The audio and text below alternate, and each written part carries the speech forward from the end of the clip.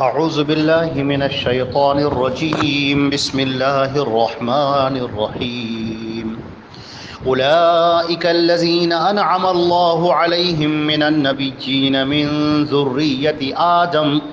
وممن حملنا مع نوح ومن ذریۃ ابراہیم واسرائیل وممن هدينا واجتبينا إذا تتلى عليهم آيات الرحمن خروا سجدا وبكيا۔ یہ سورہ مریم کی آیت نمبر 58 تلاوت کی گئی ہے، اور ترجمہ اس کا یہ ہے کہ اور یہ وہ لوگ ہیں جن پر اللہ نے انعام کیا ہے انبیاء اکرام میں سے جو آدم کی ذریت میں ہیں، اور ان میں جن کو ہم نے نوح کے ساتھ سوار کیا، اور ابراہیم کے ذریت میں اور اسرائیل کی ذریت میں، اور ان لوگوں میں سے جن کو ہم نے ہدایت دی اور جن کو ہم نے چن لیا، منتخب کر لیا۔ جب ان کے اوپر رحمان کی آیات پڑھی جاتی ہیں تو یہ روتے ہوئے سجدے میں گر پڑتے ہیں۔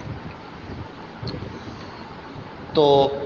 یہ جو سورہ مریم چل رہی ہے، اس سے پہلے جو انبیاء کرام کا تذکرہ کیا گیا، اور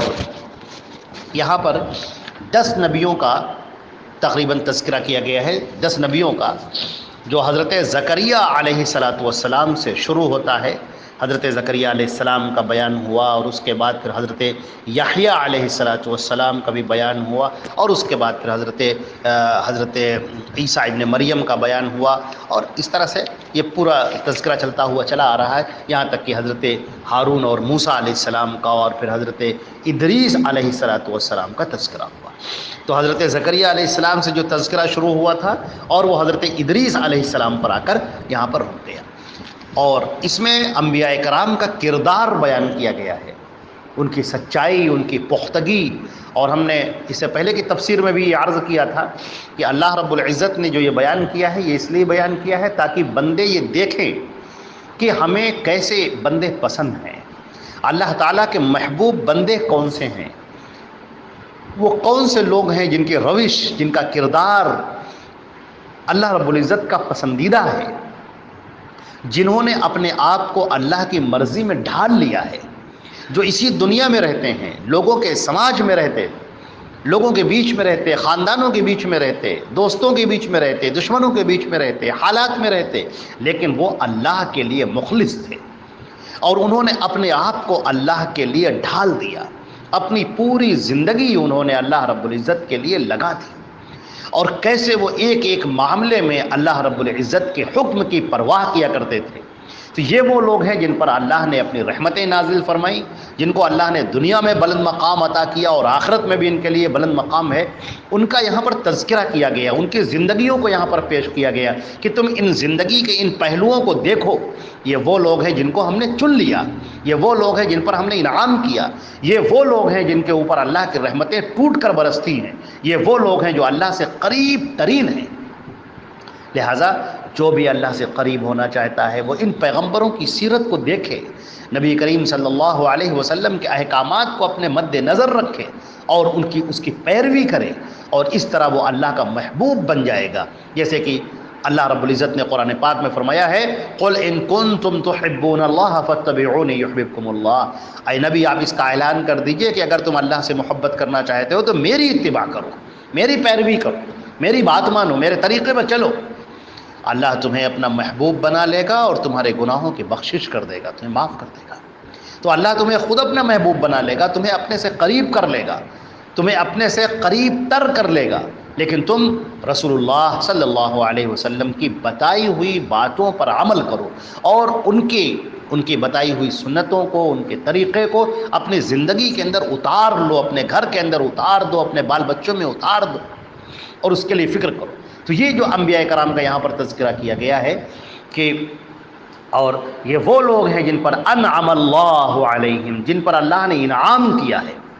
اچھا، جب ہم سورۃ الفاتحہ پڑھتے ہیں تو اس وقت بھی ہم بار بار یہی کہتے ہیں اللہ رب العزت سے کہ پروردگار مجھے اس راستے پر لے چل، اہدنا الصراط المستقیم صراط الذین انعمت علیہم، پروردگار اس راستے پر لے چل جن پر تو نے انعام کیا ہے۔ ایسے لوگوں کے راستے پر جن پر تو نے انعام کیا. یہاں پر اللہ نے بیان کیا کہ وہ انعام کرنے والے کون ہیں. یہ وہ لوگ ہیں جو نبی ہیں جن پر ہم نے انعام کیا ہے. اور ایک جگہ پر اور کہا کہ جس نے اللہ کی اور اس کے رسول کی بات مانی وہ ہوگا ان لوگوں کے ساتھ میں. وَمَن يُطِعِ اللَّهَ وَرَسُولَهُ فَأُولَٰئِكَ مَعَ الَّذِينَ أَنْعَمَ اللَّهُ عَلَيْهِم مِّنَ النَّبِيِّينَ وَالصِّدِّيقِينَ وَالشُّهَدَاءِ وَالصَّالِحِينَ کہ وہ ہوگا ان لوگوں کے ساتھ میں جن پر اللہ نے انعام کیا ہے، نبیوں میں سے، صدیق میں سے، شہداء میں سے، صالحین میں سے، اور بہت عمدہ ٹھکانہ ہوگا ان کا. تو یہ وہ لوگ ہیں جن پر اللہ نے انعام کیا ہے نبیوں میں سے. من ذریت آدم، یہ آدم کی ذریت میں سے ہیں. اور جن کو ہم نے نوح کے ساتھ میں سوار کیا تھا، اور ابراہیم اور اسرائیل کی ذریت میں، اور جن کو ہم نے ہدایت دی اور جن کو ہم نے منتخب کیا.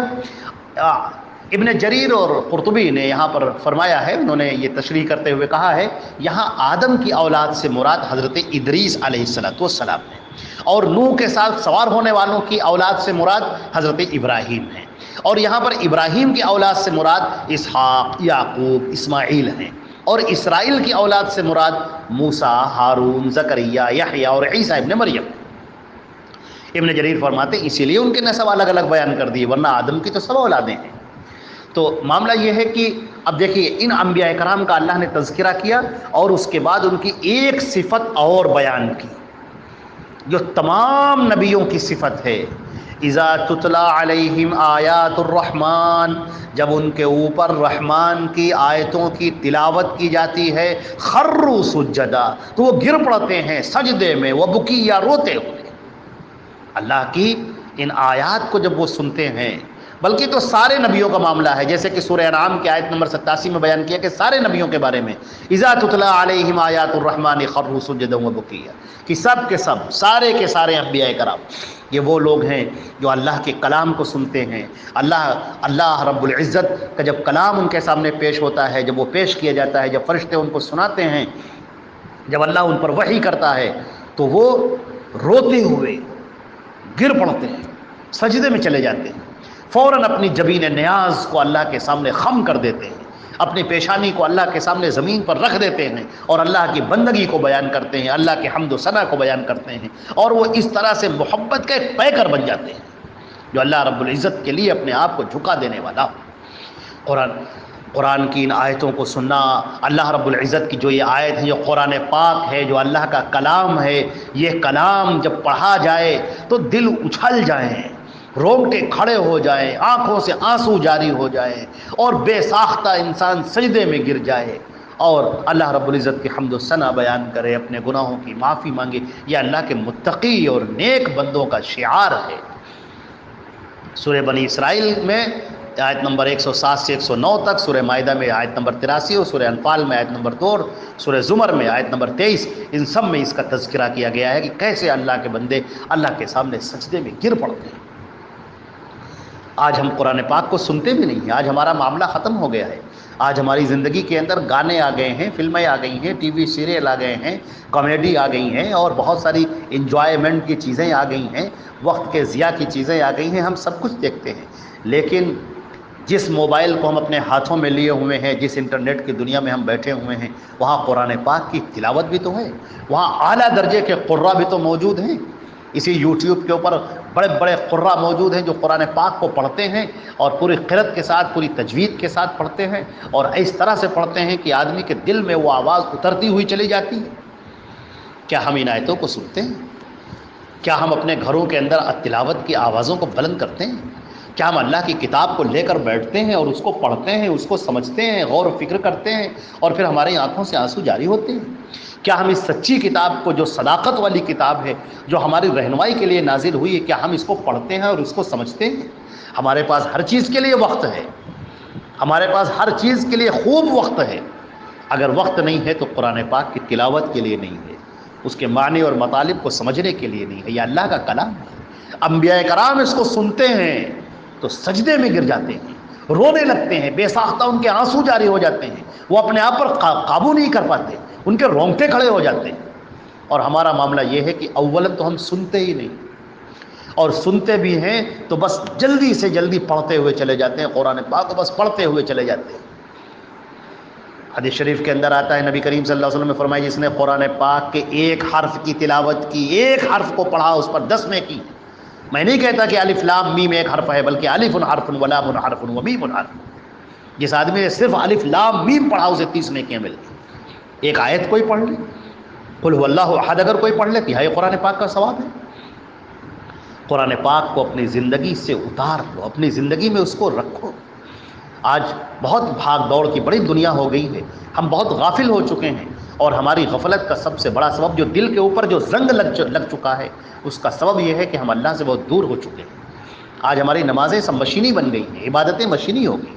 ذکر و اذکار بھی بس مشینی ہو گئے۔ اس کے اندر وہ روح نہیں ہے، اس کے اندر وہ بالندگی نہیں ہے، اس کے اندر وہ تڑپ نہیں ہے، وہ چبھن نہیں ہے، اس لیے کہ ہم قرآن پاک کے معانی کو نہیں سمجھتے ہیں۔ قرآن پاک کی ایک آیت کو پڑھیے، اس کے مطلب کو سمجھیے، اس کو آنکھ کو غور کیجئے، اس کے اوپر دیکھیے اللہ کے نبی نے اس آیت کی کیا تشریح کی ہے، کیا فرمایا ہے اس کے بارے میں۔ آپ دیکھیں گے تو دیکھیں گے کہ آپ کا دل پھر دھیرے دھیرے موم ہوتا چلا جائے گا۔ یہ وہ دل ہوگا جس کے اندر اللہ کی رحمتیں اتریں گی، یہ وہ دل ہوگا جس میں روشنی اترے گی، نور اترے گا، اور یہ قرآن پاک اور اس کی تلاوت کی جو برکات ہیں، اس کی برکتیں ہمارے جسم پر اترتی چلی جائیں گی، ہماری رگوں پے میں داخل ہو جائیں گی، ہمارے پٹھوں میں داخل ہو جائیں گی، ہماری رگوں میں داخل ہو جائیں گی۔ ہمیں قرآن پاک سے بہت قریب ہونے کی ضرورت ہے۔ یہاں پر ایک آیت ہے جسے آیت سجدہ کہتے ہیں، یعنی سجدے کی آیت ہے، یہاں پر سجدہ کرنا چاہیے، اور جب یہ بندہ کوئی سجدہ کرتا ہے تو شیطان مردود بھاگتا ہے، روتا ہے، وہ کہتا ہے کہ مجھے حکم دیا گیا تھا، میں نے سجدہ نہیں کیا، اور اس کو حکم دیا گیا ہے سجدہ کیا ہے۔ تو سجدے کے اوپر ہم نے یہ تلاوت کے وقت جو سجدہ کیا جائے، سورہ بنی اسرائیل کی آیت نمبر 109 میں ہم نے اس کی تشریح کر دی ہے، بڑے اقوال کے ساتھ میں، احادیث کے ساتھ میں، تو اس کو ایک مرتبہ سن لیا جائے۔ فی الحال ہم یہ بتا دیں کہ آیت تلاوت پر جو سجدہ ہے یہ فرض نہیں ہے، لازم نہیں ہے، بلکہ سنت ہے۔ اگر کوئی کرتا ہے تو ٹھیک ہے، اسے ثواب ملے گا، اور اگر کوئی نہیں کرتا ہے تو اس پر کوئی گناہ نہیں ہے۔ صحیح بخاری کی روایت ہے 1077 یعنی 1077، جس میں حضرت عمر فاروق رضی اللہ تعالیٰ عنہ نے سورۃ النحل پڑھی، اور آپ نے کہا کہ یا ایھا الناس انا نمر بالسجود، کہ اے لوگوں ہم سجدے سے گزر رہے ہیں، فمن سجد فقد اصاب، جس نے سجدہ کیا اس نے ٹھیک کیا، ومن لم یسجد فلا اثم علیہ، اور اگر کسی نے سجدہ نہیں کیا، اس آیت تلاوت پر اگر کسی نے سجدہ نہیں کیا، فلا اثم علیہ، تو اس کے اوپر کوئی گناہ نہیں ہے۔ ولم یسجد عمر رضی اللہ تعالیٰ عنہ، اور حضرت عمر نے سجدہ نہیں کیا۔ اسی طرح بخاری اور مسلم میں ایک اور روایت ہے جس میں فرماتے ہیں نبی کریم کی قرأت علی النبی صلی اللہ علیہ وسلم والنجم، کہ میں نے اللہ کے نبی صلی اللہ علیہ وسلم پر تلاوت کی، قرأت کی، سورہ نجم پڑھ کر سنائی، فلم یسجد فیہا، اور اس کے اندر آپ نے سجدہ نہیں کیا۔ صحیح بخاری کی آیت نمبر 1073 یعنی 1073، اور مسلم کی 577 یعنی 577، یہ وہ روایت ہے۔ اس سے صرف یہ پتہ چلتا ہے کہ سجدہ کرنا فرض نہیں ہے، واجب نہیں ہے، لازم نہیں ہے کہ آدمی سجدہ کرے، لیکن اگر اس کو کرنا چاہیے اور ضرور کرنا چاہیے، بہت ثواب ہے، اور اس کو بالکل نہیں چھوڑنا چاہیے، یہ سنت ہے، نبی کریم صلی اللہ علیہ وسلم کا طریقہ ہے، اور اس کو پڑھنا چاہیے۔ سورہ بنی اسرائیل کی آیت نمبر 109 کی تفسیر آپ ایک مرتبہ پھر سن لیجئے، اس کے اندر پوری وضاحت کے ساتھ ہم نے اور پوری باتیں بیان کی ہیں، پوری تشریح بیان کی ہے اس کی۔ اللہ تعالیٰ آپ کو جزائے خیر عطا فرمائے، اور ہم سب کو اس کی توفیق عطا فرمائے۔ والسلام علیکم ورحمۃ اللہ وبرکاتہ۔